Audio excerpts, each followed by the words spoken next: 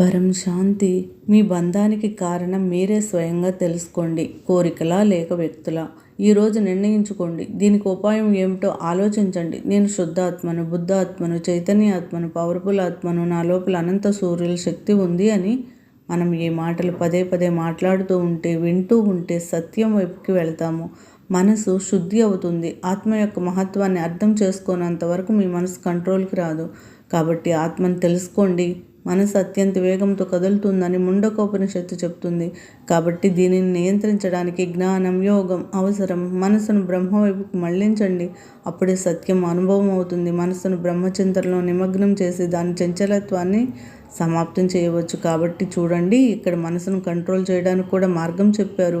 మనసు యొక్క మహత్యం గురించి కూడా వివరించారు. మనసు ఎంత మహత్వపూర్ణమైందో ఉపనిషత్తులన్నీ వివరించాయి. కానీ మనం దీన్ని తెలుసుకోలేదు. మరియు జీవితం అంతా ఇగ్నోర్ చేస్తూనే ఉన్నాం.